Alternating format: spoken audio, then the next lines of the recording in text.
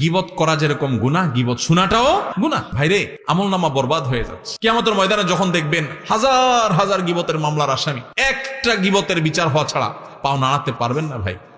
সেদিন আফসোস করবেন, আল্লাহর কসম, একটা গীবতের গুনাহ আমলনামা থেকে মুছতে পারবেন না। কিন্তু দুনিয়াতে এখনো সুযোগ আছে। আসুন আমরা প্রতিজ্ঞা করি, গীবতের ভয়াবহতা জানার পর চেষ্টা করি দূরে থাকার, কিন্তু কিছুদিন পর আবার গীবত হয়ে যায়। এখন গীবতের তওবা কিভাবে করব? এর থেকে দূরে থাকার উপায় কি? আপনারা গীবত কাকে বলে চিনেন তো? নবী সাল্লাল্লাহু আলাইহি সাল্লাম বলেছেন, আতাদরুনা মাল গীবাহ, তোমরা কি জানো গীবত কাকে বলে? সাহাবীরা বলেছেন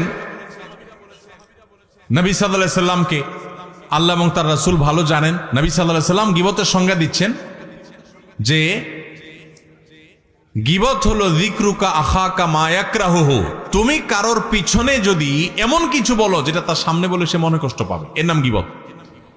এখন একটা মানুষের সামনে বললে সে মনে কষ্ট পাবে, এটা তার পেছনে বলতেছেন, লোকটা এখানে নাই, তার অগোচরে আরেকজনের কাছে বলতেছেন, এটার নামে কি? গীবত। এখন যদি সেই দোষটা তার মধ্যে থাকে তাহলে কি গীবত হবে? কি বলেন? গীবত হবে। আমাদের দেশে যারা গীবত করে, সবাই কম বেশি গীবত অনেক সময় হয়ে যায় আমাদের দ্বারা, আল্লাহ আমাদের মাফ করুক। গীবত করার ক্ষেত্রে কিছু লোক আছে যারা গীবত করে, গীবত করার সময় শয়তান তাদেরকে একটা মাসআলা সাপ্লাই করে। কি সাপ্লাই করে? একটা মাসআলা। কোন মুফতি সাহেবে দেয় না, কে দেয়? শয়তানে। মাসআলাটা কি জানেন? মাসআলাটা হলো, আপনি যদি বলেন ভাই কারোর পিছনে সমালোচনা করা ঠিক না ভাই, ভাই গীবত করা খুব ভয়াবহ গুনাহ ভাই, কোরআনে আল্লাহ তাআলা এটাকে মৃত ভাইয়ের গোশত খাইলে যেরকম অপরাধ, নোংরামি, এটাকে সেরকম বলেছেন, এবং গীবত পরিষ্কার হারাম, আল্লাহ তাআলা নিষেধ করেছেন। আপনি আরেকজনের গীবত করেন না, এটা বললে তখন ওই লোকরে শয়তান ওহী করে, শয়তান তার মাথায় দেয় বুদ্ধি, সে তখন জবাব দেয়, দেখেন ভাই আমি যেটা বলতেছি সত্য বলতেছি, আমি কোনো উল্টাপাল্টা মিথ্যা কথা বলতেছি না, আপনি চেক করে দেখেন। সে গীবতের সংজ্ঞা হয়তো জানে না, আর নাহলে শয়তান তারে দিয়া এই ভুল মাসালা দেওয়াইছে। আরেকজনের পেছনে আপনি কোনো কথা বললেন, যে কথাটা সত্য, কিন্তু তার সামনে বললে সে কষ্ট পাবে, এটা সত্য হওয়া সত্ত্বেও কি হবে? গীবত হবে। আর যদি ডাহা মিথ্যা কথা বলেন আরেকজনের নামে তার পিছনে, তাহলে তো সেটা মিথ্যা অপবাদ, ওটা তো গীবতের চাইতে আরো ভয়াবহ। আবার শয়তান আরেকটা মাসালা শিখায় দেয় যারা গীবত করে তাদেরকে, সেটা কি জানেন? সেটা হলো, বলে যে ভাই, যদি নিষেধ করে ভাই কারোর পিছনে সমালোচনা করা উচিত না, বলে যে ভাই আমি তার সামনেও বলতে পারবো, এরকম বেটাগিরি দেখায় না কিছু লোক? তো বলতে হবে, আপনি যদি এত বড় বেটাগিরি দেখেন না মানুষ হন, আপনি যদি এত বড় বেটাগিরি দেখানো মানুষ হন, তাহলে তার সামনে গিয়ে বলেন, পিছনে কেন বলতেছেন? ইসলাম বলে মানুষের প্রশংসা হবে পেছনে, আর তার ভুল ত্রুটির সমালোচনা হবে তার সামনে। ভালো করে শুনেন, মানুষের প্রশংসা করতে হবে পিছনে না সামনে? পিছনে। সামনে প্রশংসা করা যাবে, এইটা যেই মাহফিলে বসে বলতেছি, এই মাহফিলের স্টেজেই হয়তোবা, আমার নামার আগে খুব একটা বলে নেয় আজকে, বিভিন্ন মাহফিলে যেটা হয় যে বক্তারে বসায় রেখা পোস্টারে 5 মাইল লম্বা তার প্রশংসা লেখে, আছে না নাই? আলেম কুলের শিরোনমি মনি, কামেলে মোকাম্মাল, অমুকে তমুক, 3 মাইল লম্বা প্রশংসা লেখে। শুধু লিখলে হইতো, ওখানে আবার হুজুরের বসায় বসায় পাম্পটি দেয়, আছে না নাই? কি ওয়াজ মাহফিল এগুলা? এই ওয়াজ মাহফিল থেকে মানুষ কি ইসলাম শিখবে যে ওয়াজ মাহফিলে ইসলাম নষ্ট করা হয়, ধ্বংস করা হয়? মানুষের সামনে প্রশংসা করা পরিষ্কারভাবে হাদিসে নিষেধ। কারণ বসে বসে প্রশংসা শুনলে যে কোনো মানুষ কি করে? ফুলে। কি হয়? ফুললে বেশি অহংকারী হয়ে যায়, সে ধরাকে সরা জ্ঞান করে, সে মানুষকে মানুষ মনে করে না। এটা মানুষের, প্রত্যেকটা মানুষের ভিতরে হয় কম বেশি। আপনি যদি বলেন না আমারে বাতাসে ধরে না, আপনি এটা ভাব নিছেন। বাতাসে ধরে না এমন কোনো মানুষ নাই। আপনি বলবেন রেলের চাক্কা আমি হাওয়া দিয়া লাভ নাই, এটা মুখের কথা। প্রত্যেকটা মানুষ সামনে প্রশংসা শুনলে তার ভিতরে কি আসে? অহংকার। এই জন্য এটা নিষেধ ইসলামে। ইসলাম বলে প্রশংসা করবা পেছনে, লোকটা এখানে নাই, তখন বলতে হবে আপনারা জানেন উনি কত ভালো মানুষ, উনি কোন যোগ্য মানুষ, এগুলো সব বলতে হবে তার পেছনে। আর বদনাম থাকলে, দোষ থাকলে সেটা বলতে হবে কি? ইসলাম বলে তুমি বেটাগিরি দেখাও, প্রকৃত মানুষ হও, সাহসী হও, সামনে দোষ বলো। আমরা কি করি এখন? সামনে আসে শুধু পাম পটে দিই, ভাই আপনার মতো মানুষ নাই ভাই, জানেন না ভাই আপনার জন্য দিলটা যে কেমন করে ভাই। আর পেছনে যায় বলি বেটার মতো একটা ডাকাত, একটা অমানুষ আল্লাহর জমিনে আরেকটা আছে কিনা সন্দেহ, ঠিক না ভাই? ঠিক। আমরা পেছনে যায় বদনাম করি আর সামনে আইসা পাম দেই। এর কারণে ক্ষতি কি হয় জানেন? আমাকে একজন কয়দিন আগে প্রশ্ন করছে, ভাই গীবত কি ইসলামে এত কঠিন শক্তভাবে নিষেধ করছে কেন? একটা মানুষের গীবত করছে, কারণ মারা নাই তো, এমন কোনো ক্ষতি করে নাই, তাহলে ইসলামে এত কঠিন ভাবে যে মৃত মানুষের গোশত খাওয়ার চাইতে জঘন্য অপরাধ বলেছে বা গোশত খাওয়ার মতো বলেছে, এটা কিভাবে হয়? তো আমি বললাম, দেখেন, একটা সমাজ স্থিতিশীল থাকুক, সুন্দর থাকুক, সুখী থাকুক, ইসলাম সেটা চায়। যখন মানুষের সামনে প্রশংসা করবেন তখন লোকটা অহংকারী হবে। অহংকারী লোক দ্বারা কি মানুষ শান্তিতে থাকে না অশান্তিতে থাকে? এই জন্য ইসলাম বলে সামনে প্রশংসা করে কাউকে অহংকারী বানায়ও না, লোকটার ক্ষতি করিও না। লোকটাকে অহংকারী বানালে সে অহংকারের কারণে আরেকজনকে ছোট মনে করবে, সমাজে অশান্তি হবে। লোকটার প্রশংসা যদি তার পেছনে করো তাহলে লাভ হবে কি? এলাকার সব মানুষ, উনি এখানে নাই, আমরা সবাই বলতেছি জানেন উনি কত ভালো মানুষ, আপনারা অনেকে জানেন না উনি তাহাজ্জুদের নামাজ পড়ে, উনি মিথ্যা বলেন না, উনি অনেক লোভ লালসা ছেড়ে দেন, উনি আল্লাহকে অনেক ভয় করেন, উনি সততার উপরে চলেন, উনি অনেক লোভ থাকা সত্ত্বেও অন্যায়ের কাছে মাথা নত করেন না। এই কথাগুলো যখন আমরা ওনার অগোচরে বলবো, উনি এখানে নাই, তখন আপনারা সবাই চিন্তা করবেন তাহলে আমার এলাকার অমুক লোকটা সে এত ভালো, তাহলে তার প্রতি আপনার সুধারণা তৈরি হবে, তার প্রতি আপনার ভালোবাসা তৈরি হবে, সামাজিক সম্প্রীতি তৈরি হবে কি হবে না? এই জন্য ইসলাম বলে প্রশংসা করবা পেছনে, আর সামনে সমালোচনা করবা। সামনে সমালোচনা করতে আবার ইসলাম বলে এমন ভাবে সমালোচনা করবা না যে সে তোমার নাকশা উল্টে দেয়।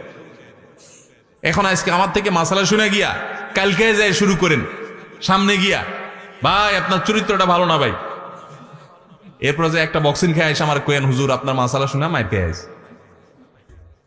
আপনারা এইভাবে উল্টা পাল্টা সমালোচনা করতে বলে না ইসলাম। সুন্দর করে বিনয়ের সাথে সামনে পারলে বুঝবেন ভাই আপনি যে মনে কিছু না করেন, ভাই একটা কথা বলতে পারি, কারোর সামনে না, সেটাও মানে ওনার সামনে শুধু, আর কেউ না, লোকের সামনে লজ্জা দেওয়া যাবে না। কি হয়েছে ভাই? ভাই আপনি মনে কিছু করেন না, আপনার এই কথাটা ভাল লাগে না, আপনি বিভিন্ন সময় বলেন, আমার কথা ভুল হলে মাফ করে দিয়েন ভাই, আপনি একা একা চিন্তা করে দেখেন। এভাবে যদি আপনি একটা মানুষকে বলেন, সে কি রাগ করার কথা? হয়তো মুখটা একটু কালো হয়ে যাবে, কিন্তু সে আপনার উপরে চড়াও অন্তত মায়ের অন্তত খাবেন না।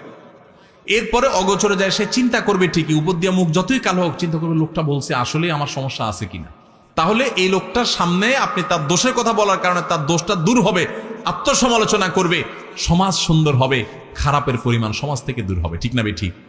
এই জন্য ইসলাম বলছে, আল্লাহ নির্দেশ হলো গীবত এটা হারাম। আল্লাহ তাআলা আমাদেরকে গীবত থেকে বেঁচে থাকার তৌফিক দান করুন। এখন প্রশ্ন হলো, এই গীবত থেকে, এটা থেকে বেঁচে থাকার জন্য আমি কি করব, বা আগে গীবত করে ফেলেছি সেগুলো কি করব? কোনো মানুষের গীবত করে ফেললে আল্লাহর কাছে তার জন্য মাপ চাইবেন। আমি ওনার গীবত করে ফেলছি এক্সাম্পল স্বরূপ, তাহলে আমি বলবো ওনার কথা, আল্লাহ আপনি ওনাকে মাফ করে দেন, ওনার ভুল ত্রুটি ক্ষমা করে দেন, ওনার রুটি রুজিতে বরকত দান করেন, ওনার জন্য বেশি বেশি দোয়া করবেন। এটা গীবতের কাফারা ইনশাআল্লাহ। আরেকটা হলো, গীবত হয়ে গেছে, তওবা তো করবেন, লজ্জিত আল্লাহর কাছে মাপ চাইবেন। গীবত হয়ে গেছে, এই লোকটার যাদের সামনে বদনামি করছেন তাদের সামনে আবার যাইয়া পারলে তার সুনাম যেটা তার মধ্যে আছে, মিশামিশি না, সেটা আবার বলবেন যে ভাই লোকটার কিন্তু একটা ভালো গুণ আছে, ওই দিন তো আমি একটা খারাপ কথা বলছি, তার কিন্তু ভালো কিছু জিনিস আছে, লোকটা কিন্তু এই দিকটা ভালো, সে কিন্তু ভাই কখনো কারোর সাথে রাগারাগি করে না, গালাগালি করে না, সে কিন্তু ভাই নামাজ ছাড়ে না, সে ভাই কারোর হক কিন্তু মারে না। তাহলে এটা কিছুটা হলেও তার ক্ষতিপূরণ হবে। আর যদি সুযোগ থাকে তার কাছে মাপ চাওয়ার একান্তে, ভাই মনে কিছু করেন না, আপনার পেছনে আপনার একটু বদনাম করে ফেলছি, কি করছি আর জিজ্ঞাসা করি করেন না, আমার অন্যায় হয়ে গেছে ভাই, আমারে মাফ করে দেন। যদি মাপ চাওয়ার সুযোগ থাকে চাইেন। আবার এটাও যাত্রার কাছে চাইেন না, যাত্রার কাছে চাইতে যাবেন কলারটা ধরে আগে টান দিয়ে বলবে কি বলছো আগে সেটা কো, বদনামি করে মাপ চাইতে এসেছ, চান তো আমার কি বদনামি করছো সেটা কো। এবার তখন চিন্তা করবেন ছেড়ে দে, আমার কেন্দ্রে বাসি, মাপ চাওয়ার দরকার না, আমার ছেড়ে দে।